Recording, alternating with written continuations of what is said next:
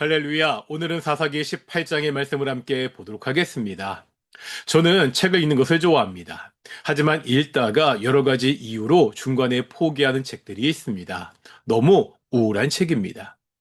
점점 더 암울해지고 우울해지는 분위기의 책을 읽고 있으면 나도 그렇게 되는 것 같아 포기하게 됩니다.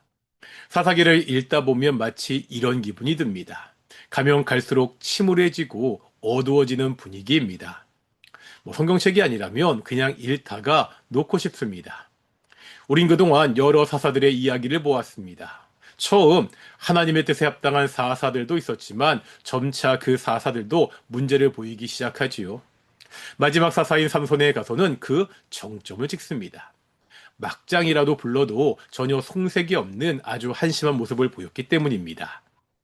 사사기는 삼손의 이야기로 사사들의 이야기가 끝나고 난 후에 다른 여러 가지 이야기를 들려줍니다.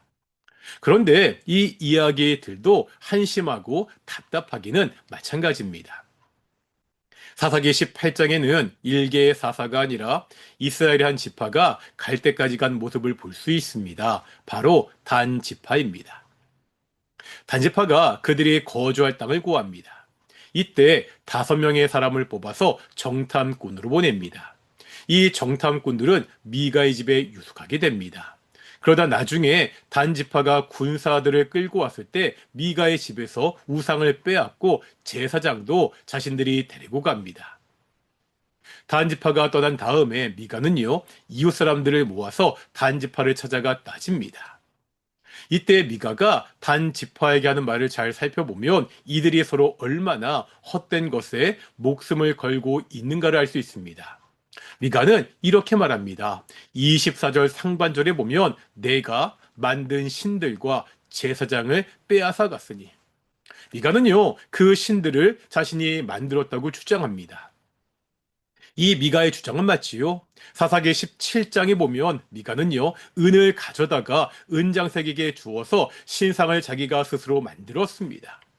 지금 단 지파가 빼앗아간 신은 미가가 만든 신입니다. 미가가 만든 일종의 생산품이라는 거예요. 제사장도 마찬가지입니다. 미가가 임의로 세운 제사장입니다. 단지파는 미가가 만든 우상과 미가가 세운 제사장을 빼앗아갑니다. 이 우상이 자신들을 지켜줄 것이라고 생각하고 가져갔습니다. 인간이 만든 우상입니다. 더 웃긴 건 이 우상은요, 스스로도 보호할 힘이 없습니다. 힘이 강한 사람이 가져가면 그냥 따라가는 신세입니다.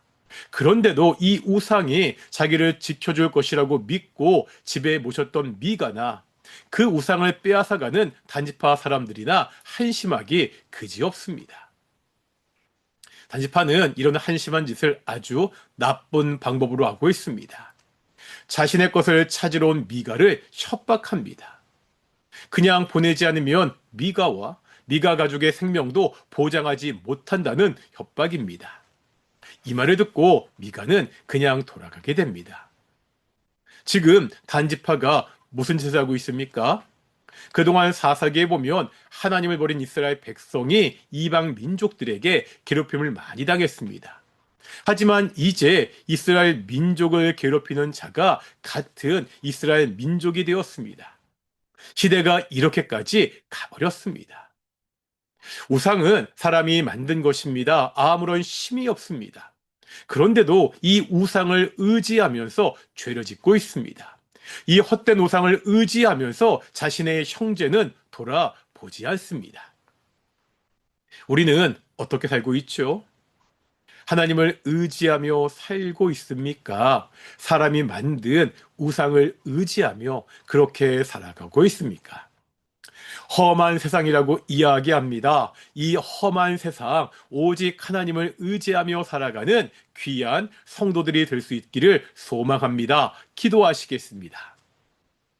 거룩하고 존귀하신 아버지 하나님, 하나님은 거룩하신 분입니다. 전능하신 분입니다. 만왕의 왕이십니다. 이 땅을 창조하시고 지금도 이 땅을 통치하는 하나님이십니다. 그런데 우리가 이 하나님을 외면하고 세상의 헛된 것들을 바라보며 의지하며 살 때가 있습니다. 우리가 매일매일 세상의 헛된 우상을 버리고 하나님을 의지하며 사는 성도들이 될 수 있도록 인도해 주시옵소서. 감사드립니다. 이 모든 말씀 예수님의 이름으로 기도드렸습니다. 아멘. 마치겠습니다. 샬롬.